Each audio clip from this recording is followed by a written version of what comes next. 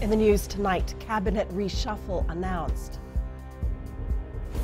Concerns over Kandavu situation. And assistance to continue despite criticism. From the studios of FBC Suva, Atera Lendua. Good evening, Fiji. Prime Minister Voreqe Bainimarama has announced a cabinet reshuffle effective from Tuesday. Rosie Akbar will resume the portfolio of Women, Children and Poverty Alleviation, a position she held from 2014 to 2016. Pramila Kumar will be the Minister for Education, Heritage and Arts, while continuing to serve as the Minister for Local Government. Attorney General Ayaz Said Qayyum will add the Ministry of Housing and Community Development to his existing portfolio. The Prime Minister will take on the Ministry of Forestry. Reshuffle, according to Bainimarama, will improve the reach and accessibility of services and deliver on people-centric policies under the new budget. The COVID-19 situation in Kandavu Island remains a major concern for the Ministry of Health. The clinical scoping team has begun to put together a response plan to efficiently deal with the expected wave of severe disease and deaths in Kandavu. However, the ministry anticipates it will be a challenging exercise. Kritika Kumar reports. The Minister for Health says, depending on the clinical response plan, they will decide their next course of action to stop the spread of the virus. One of our senior surgeons who's going to scope out the hospital to ensure that we and also boost the needs that have to be at the hospital. And then depending on the scope is the response that we will further send and how big that response will be. Dr. Wangai Nambete says they might consider using antigen tests in Kandavu if the need arises. Capacity to do molecular testing in expert machine, and also if needed in places where there is community transmission, we want to quickly get through the population some sort of knowledge of what the flavor could be. We do use also antigen tests. Meanwhile, Nalotu, the chiefly village of Yahweh district in Kandavu, is no longer allowing visitors. The Turanga Nikoro says this is to ensure that Nalotu with 150 people remains COVID-free. The village has made a decision to lock down and not allow any other visitors into the village. The decision has been made after the village meeting. The Ministry's public health team is continuing with screening and isolation protocols. Kandavu currently has 46 active cases of COVID-19.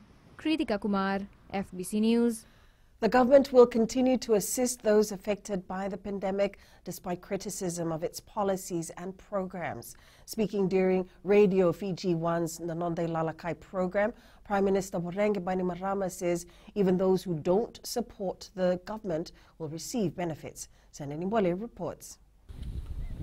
Prime Minister Voreqe Bainimarama says attempts to discredit the government will not derail policies to assist those affected by COVID-19. For those of you that continue to criticize the government, this is how we do it. Your comments will not let us down. You keep talking. We will keep on working. We will never stop helping Fijians that are in need. He has identified COVID-19 vaccination, distribution of food ration, and the $360 unemployment benefit as key initiatives in these trying times. With more assistance to come, Bainimarama says the Fiji First government walks the talk and deliver what it promises. We work to ensure that we provide the best to every Fijian. The help given so far is part of other assistance that we have in place to provide in the coming months.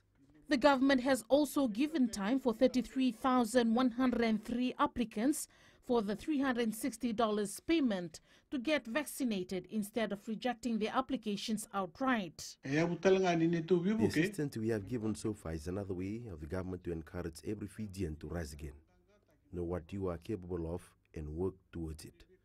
Bainimarama says the assistance should help Fijians get back on track and plan a COVID-19 safe future for them and their families.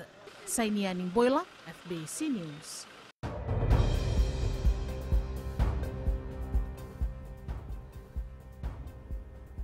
And to our latest COVID-19 update for today, Fiji recorded 198 new COVID-19 infections for the period ending at 8 a.m. yesterday. 146 are from the Central and 52 from the Western divisions. The Health Ministry also recorded one COVID-19 death on August 16th in Kantavu. Fiji has recorded 43,224 cases since April this year, and now 20,271 active cases in isolation, with 22,341 recoveries in total. The COVID-19 death toll now stands at 433.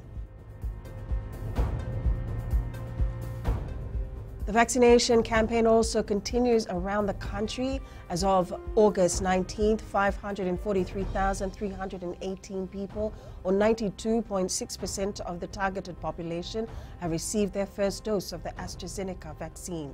234,714 people, or 40%, have received their second dose.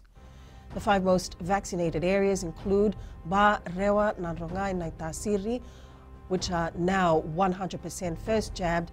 Next is Nandi. Reverend Michael Chandra says he is glad to be fully vaccinated. Have you got your jabs yet?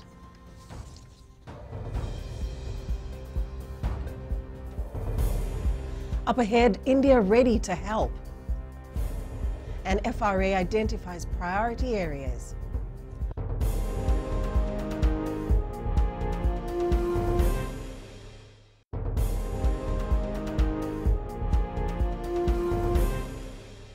Welcome back. The 6 p.m. curfew has been moved to 7 p.m. effective tomorrow. Prime Minister Voreqe Bainimarama confirms the curfew hours have been reviewed as Fijians achieved 40% full vaccination of the target population. As of tomorrow evening, the curfew will be in effect from 7 p.m. to 4 a.m. daily. Once 50% of the target population is vaccinated, the curfew start time will be moved further to 8 p.m. As the full vaccination rate progresses, further relaxations will come into effect. India, as a development partner, is ready to share its expertise with Fiji to help contain the spread of COVID-19. High Commissioner to Fiji, Palaniswamy Karthikeyan, says the current wave of COVID-19 requires a global response. Kritika Kumar reports.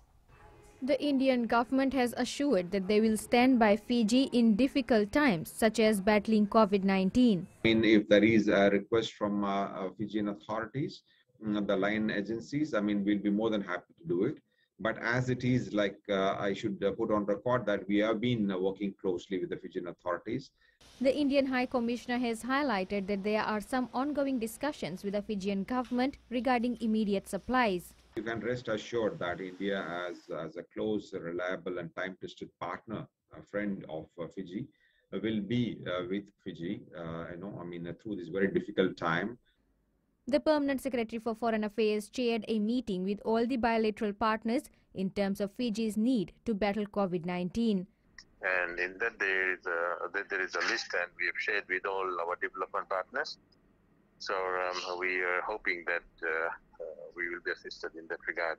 Karan says discussions are underway with India in terms of assistance in the medical and agriculture sector. Kritika Kumar, FBC News. The Fiji Roads Authority will be prioritizing 3 key areas of services in the current financial year. Acting Chief Executive Kamal Prasad says most of their work and current program have been affected by the COVID-19 pandemic. Koroi Tandulala reports categorizing the key priorities will allow efficiency while completing affected programs. The Fiji Roads Authority says their priorities includes improving level of service in sealing and resurfacing of roadworks, amongst others. The other one is we are preparing and organizing all the future projects. The third one was we had those projects that were delayed together with the ones that are still in program. But continuing, so we want to complete all those projects. The Minister for Rural and Maritime Development reassured that while COVID-19 may have affected a lot of work, they remain committed to helping all Fijians. The Ministry of Rural and Maritime Development and Disaster Management is fully aware that investment in rural infrastructure is crucially important to foster Fiji's economic development. COVID affects FRA contractors also, so we have to make sure that they are also protected. And then we've always said that the safety of our contractors and then the employees of FRA, the safety and health of them are paramount to us. The Fiji Roads Authority is carrying out roadworks around the country despite the COVID-19 situation, and the ongoing curfew is helping them fast-track certain programs. Koroy Tantulala, FBC News. Despite the impact of COVID-19, the Fiji Pine Limited has managed to successfully secure markets overseas for the export of wood chips. The company has been receiving high demands of wood chips in the past months, with some Asian countries topping the list. Kelly Badala reports. Wood chips contributes up to 60% of revenue for Fiji Pine Limited. We have managed to secure volume for this year and also going into next year. And these are products exported into Japan and China market. The CEO says they've developed strategies to keep them afloat and will continue assisting stakeholders. There hasn't been any impact whatsoever on any of our stakeholders or our workers. So, and we anticipate that we'll be able to continue supporting all of our stakeholders going into, I would say, next year. I may say valuable to the Matangali, to the Toka Toka as a whole. That will express the whole entire network that we have, expressing and meeting the needs and what we want during this pandemic that we are facing right now.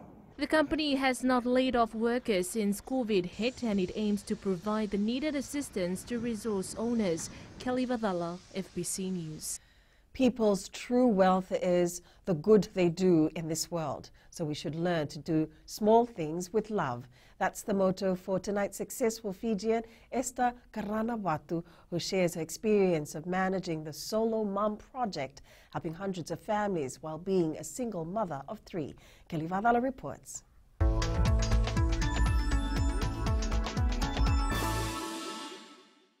43-year-old Esther knows all about the struggles and challenges single mothers go through, and that's what motivated her to reach out. We target single mothers who are marginalized in the sense that they have no income source, and the financial background is some or most of them are living in abject poverty. Yeah?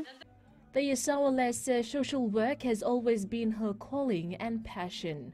I've always been driven by that, the values that my parents taught me, to always look after people who need help. And so when I joined the Solo Mums Project, I was looking at it and I was telling myself, oh my gosh, so this is it. This is where God has placed me. Motivated by her 3 daughters, Esther says the Solo Mum Project has over the years extended its support to other vulnerable groups as well. I was also in this situation once where I was struggling to look after my 3 girls, but I was fortunate because of my family unit. I have a strong family unit. My parents and my siblings were there to look after me. Humanitarian work might not be a white-collar job, but for Esther and her family, it's about giving back to the community. I feel that there is more fulfillment and more satisfaction in helping people. So if you want to become a social worker, I would advise you to go ahead. It's not about money. The Solo Mums Project has assisted over 600 families during the COVID outbreak this year. It has extended to the Western Division as well. Kelly Vadala, FBC News.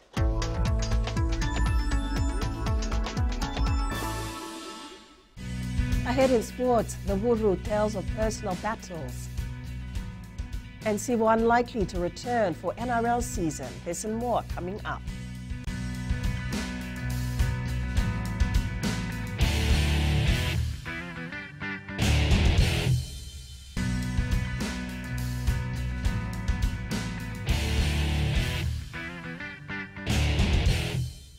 Welcome back.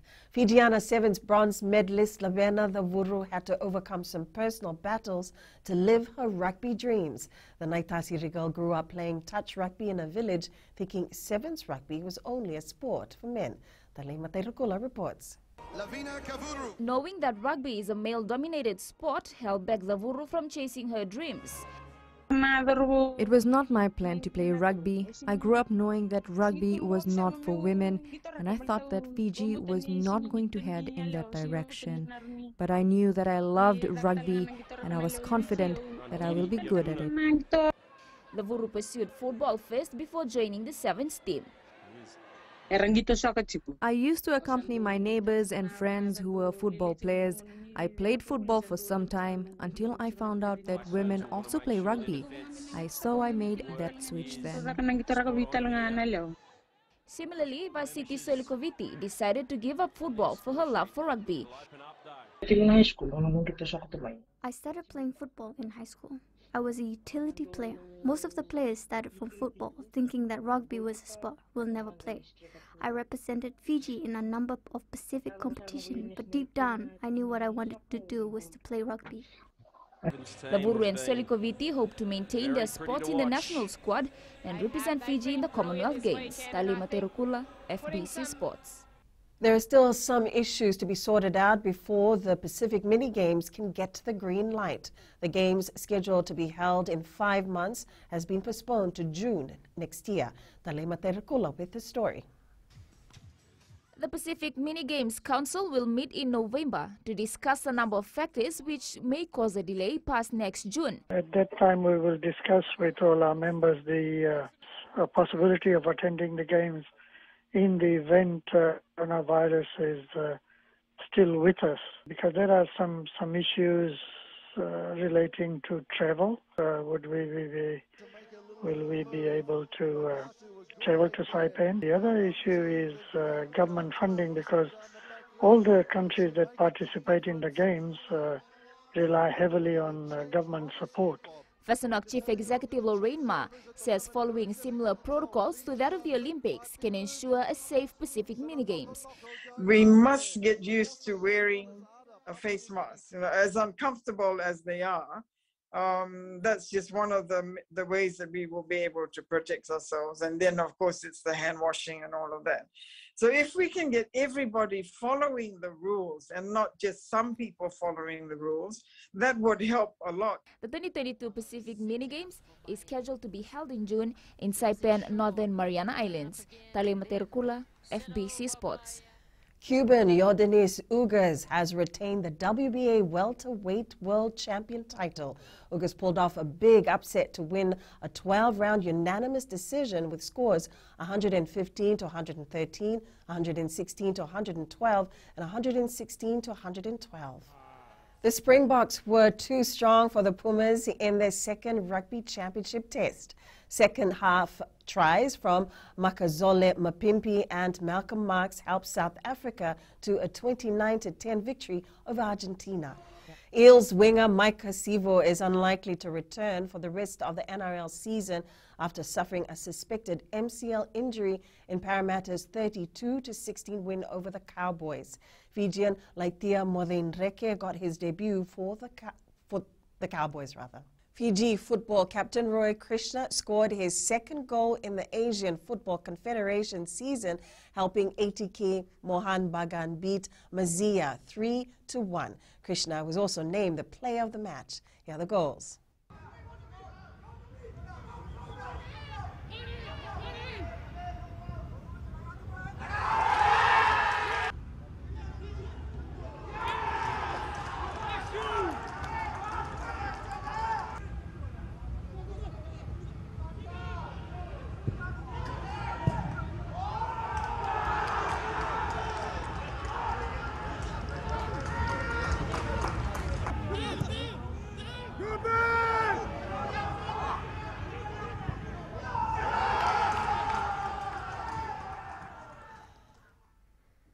Gabriel Jesus was in a devastating form, orchestrating Manchester City's 5-1 demolition of Norwich.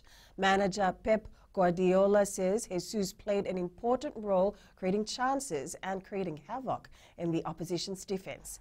Goals from Diogo Jota and Sadio Mane ensured Liverpool made it to Premier League wins with victory over Burnley. The table leaders defeated Burnley 2-0 at Anfield. Tahiti have kept its hopes alive for a place in the last 16 in the FIFA Beach Soccer World Cup. The Pacific Island team defeated Spain 12-8 in a thriller. Good chance, oh, that's an excellent start for Tahiti. Torres with a chance, oh, with the penalty, smashes it in, and good chance, it's a very good opportunity, they've scored their third goal. Here we go, Tehau, oh, it goes in off the left post, oh, that's a great strike, look. Oh, it's in the back of the net, they've got another, just picking the ball up, it's quickly, it's in the penalty area, there's a header, they got another goal. 6-3, Salem, can he go? Oh, he's got another goal. This is the ball into the penalty area, it's going to be another goal, they've got it, oh, it's gone in, he's found the back of the net. Reckless from David, and there's the shot, it's another goal. Are they going to go for another goal? Surely not. So to Dawira coming off the crossbar, that's a beautiful strike there, that really was. Oh, I don't believe it, it's another goal.